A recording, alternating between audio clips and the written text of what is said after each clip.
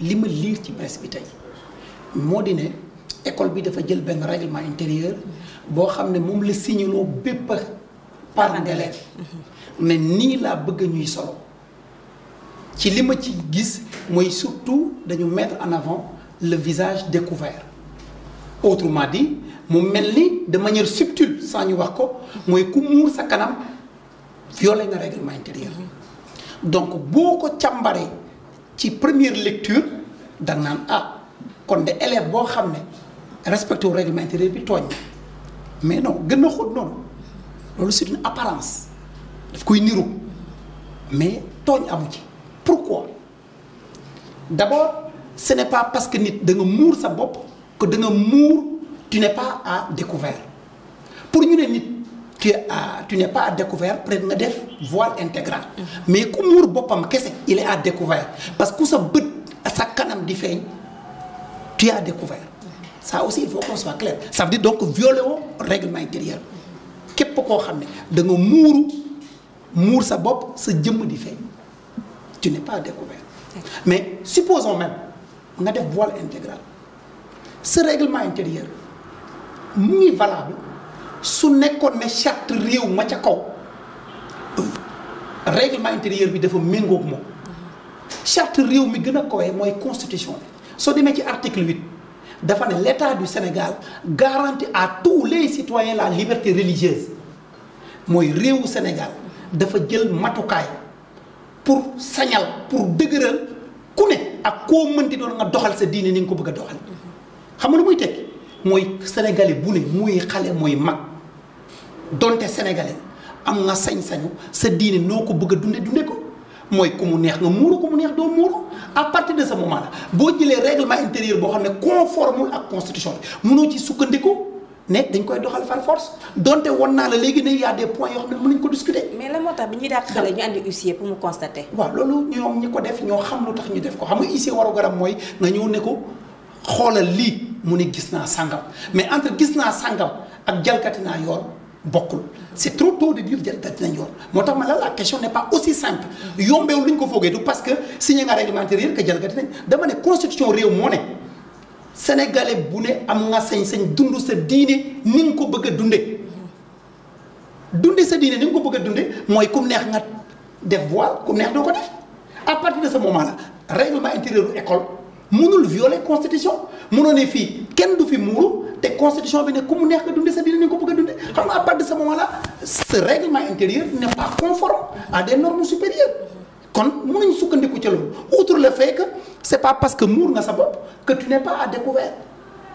boo muuree sa bopp kese te sa kanam nekk ci biti tu es à découvert bu la neexee aussi même boo muuroon lépp tamit c'est conforme à notre constitution donc à partir de ce moment là mënuñ sukkandiku ci loolu pour ne oui jalgati nga règlement intérieur yaa ngi ko jalgatee bu nekkoon règlement intérieur bi dafa conforme ak suñu constitution ak yeneen loi mais règlement intérieur boobu conforme te am na benn argument boo xam ne aussi mënuñ ko nangu en droit moo ne oui parce que école bi tugale ko moom ooy même ko tugal moomee ci réewu Sénégal la nekk kon li nga xam ne charte réew mi daf ko may non moom ñëpp dañ koy nangu du tere nag am na yeneen spécificité yoo xam ne am nañ droit def ko mais mënoo nekk ci réew moo xam ne dañu garantir la liberté religieuse suñu réew France loolu amu fa parce que France ils ont une conception particulière de la laïcité ñoom ils ont une laïcité anticléricale et loolu c'est lié à leur histoire ñun bokk ñoom histoire ñun on est un état laïque mais ñun l'état n'est pas indifférent à toutes les religions bokkuñu gis-gis parce que ku ne ak sa aada ak sa cosaan kon à partir de ce moment là moo tax ma ne bu ñu yem ci débat purement juridique débat juridique bi gëw ma ne école bi am na dëgg donte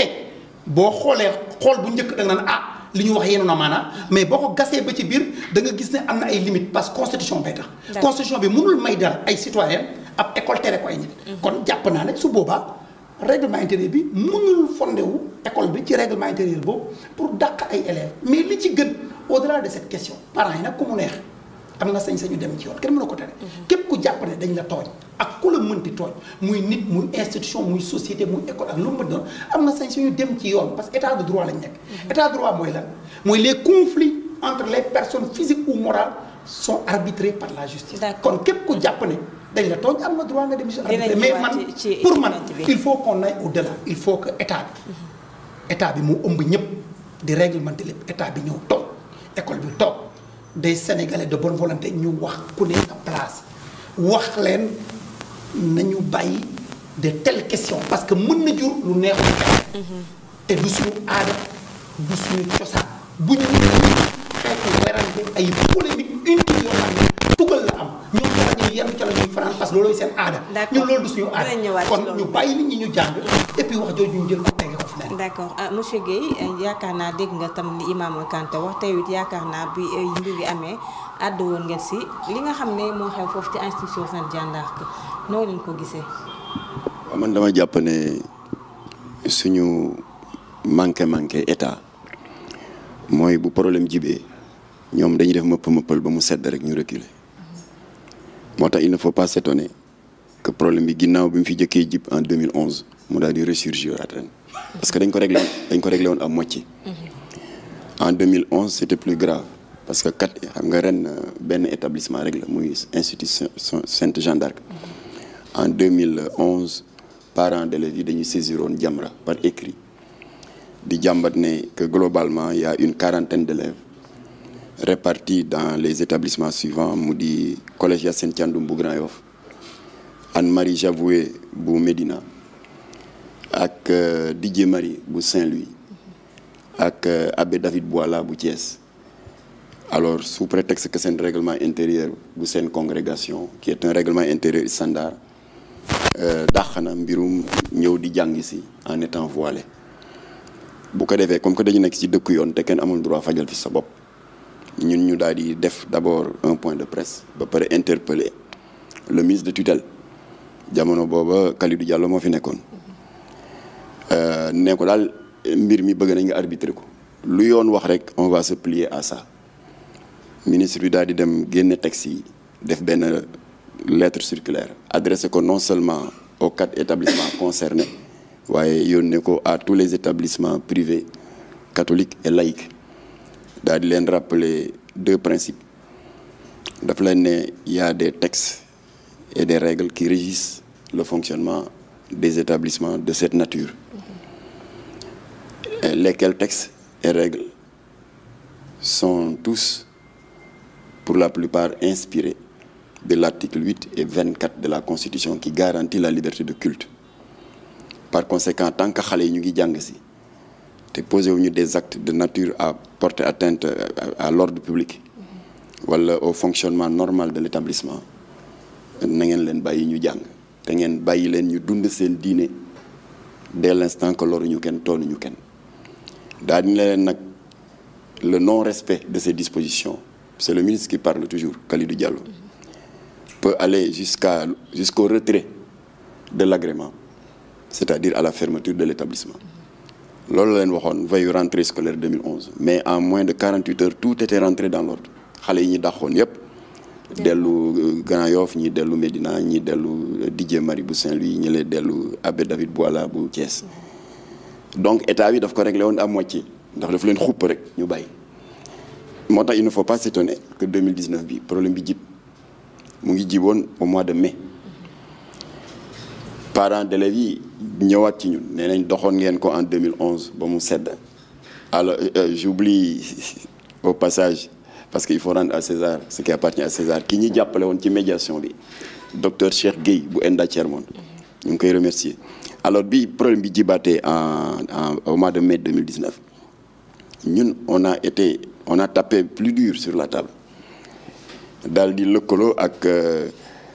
beneen organisation islamique sœur ñu di ko wax l'association islamique pour servir le soufisme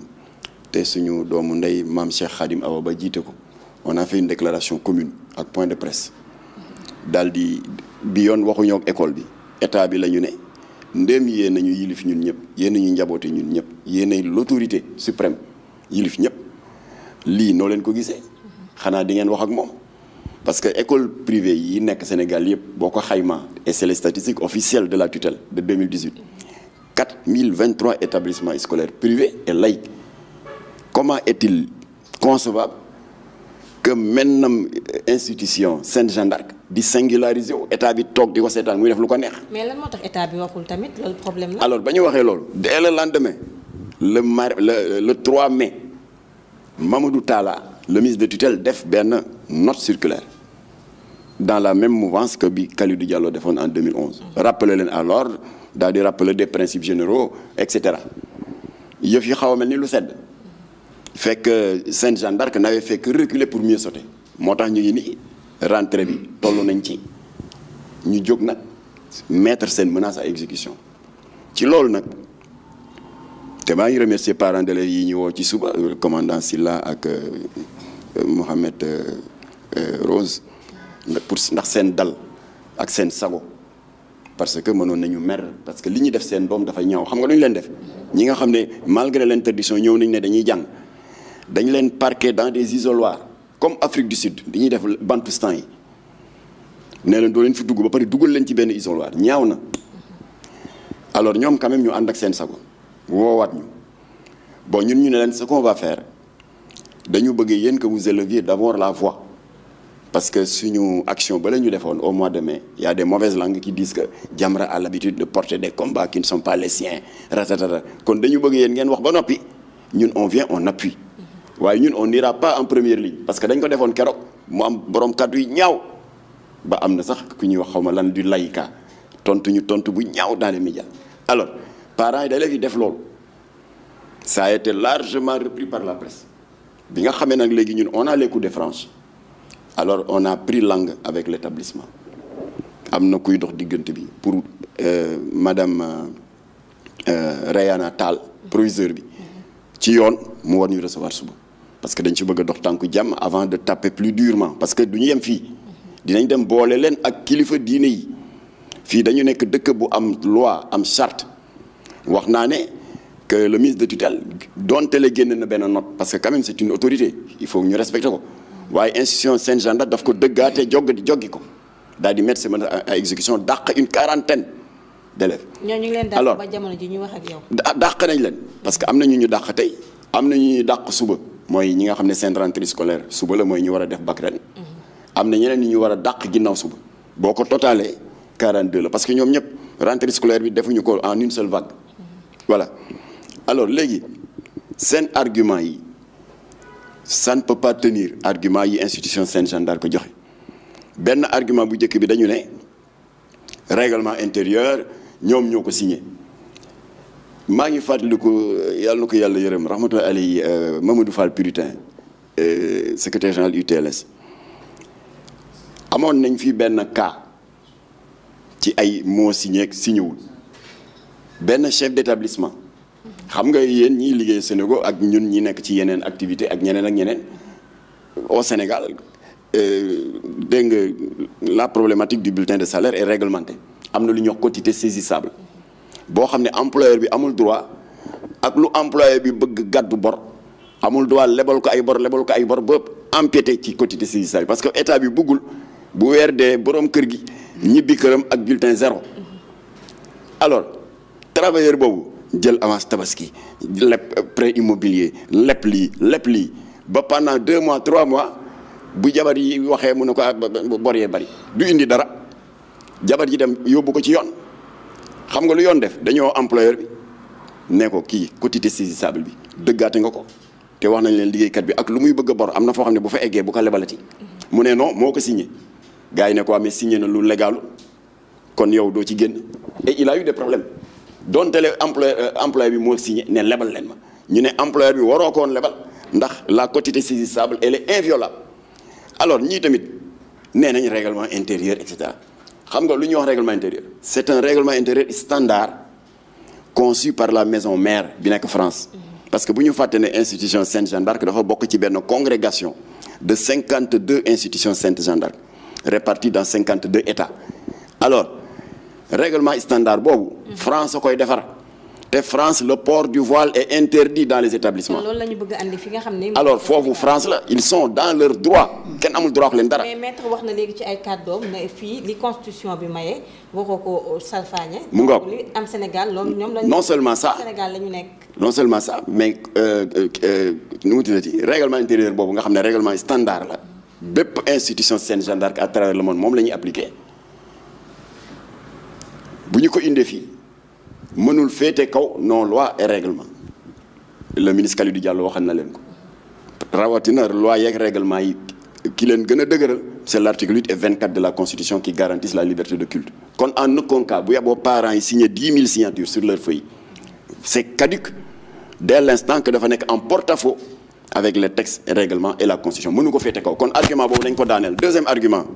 nee nañu waaw partout c'est comme ça partout où existent des institutions Sen Jeanne d'Arc c'est comme ça nañ dem appliquer Turquie xool ndax Sen Jeanne d'Arc multinationale te multinationale ak loo bari doore loo bari milliards il y a une règle d'or boo xam ne ñoom ñëpp ci bàyyi xel du moins les multinationales de bonne foi mooy boo ñëwee dans le pays d'accueil da ngay respecter les lois du pays d'accueil. Le Sénégal est le pays d'accueil. Or, au Sénégal, le voile n'est pas interdit. Kon argument yëpp daanu na alors li gën a ñaaw nag et je prends à témoin le syndicat des établissements d'enseignement catholique ñu ngi may dégg sans compter itam la congrégation des diocésains le 15 septembre bi passé à Mbour xam nga ñoom dañuy def tous les ans séminaire lañ ko tuddee xaw ma lan bu ñu paree ñu daal def ay résolution tasaare ko ci presse bi bokk na ci seeni jàmbat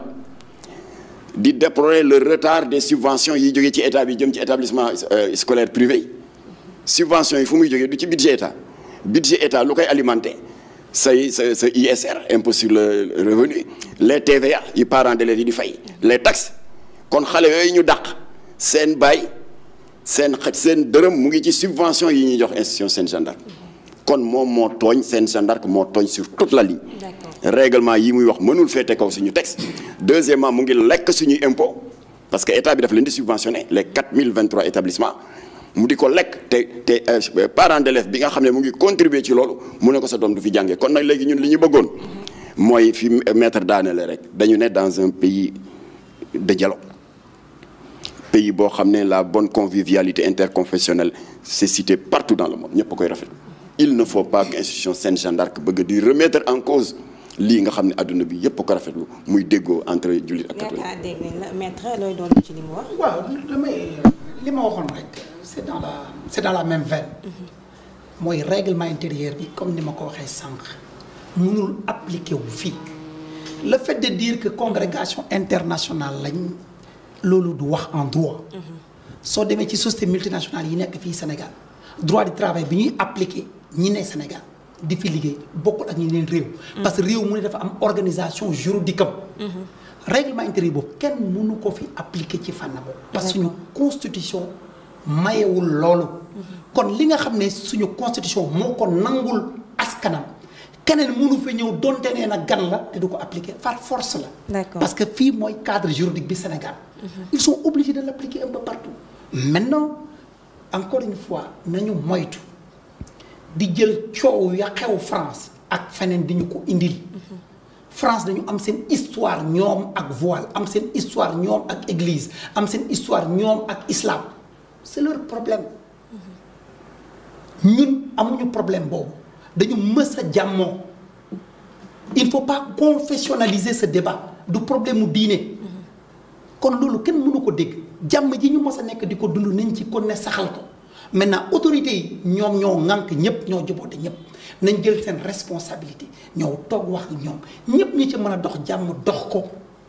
pour ñu jàmmoo ca loola ñu jël loolu teg ko ci suuf parce que mënul dem te gisuma njëriñu coow loolu. d'accord su nekkee aussi li ñu wax ne dañoo jël xale yi parquet lu am la loolu lu ñaaw la. lu may ñaaw la man mii di wax ak yow su may doomee école catholique lañ nekk kon fii problème confession amul fii kon wóolu nañ leen.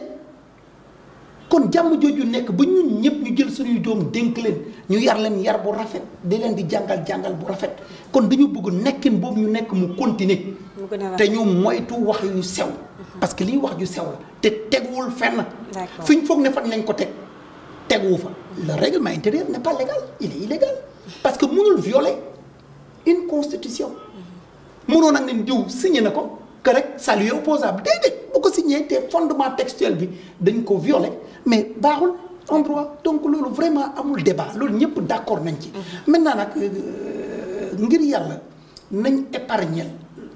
suñu réew wax yu ni mel parce que amul njëriñ. ñun ak catholique yeeg ñi gëm ak ñi gëmul ci jàmm lañ mas a nekk nañu defar loolu dëgëral loolu.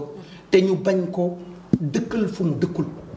en tout cas daal ñu ngi xaar état bi ñu jël seen responsabilité ak ñi mën a faciliter ñu toog waxtaan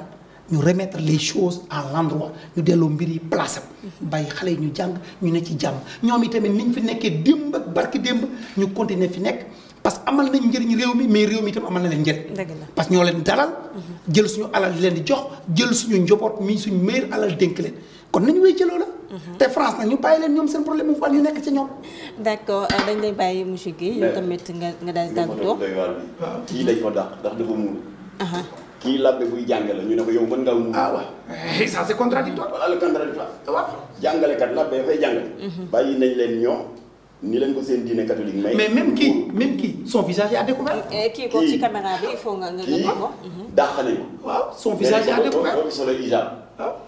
kii jàngalekat la ñu ne ko yow mën ngaa muur loolu du ségrégation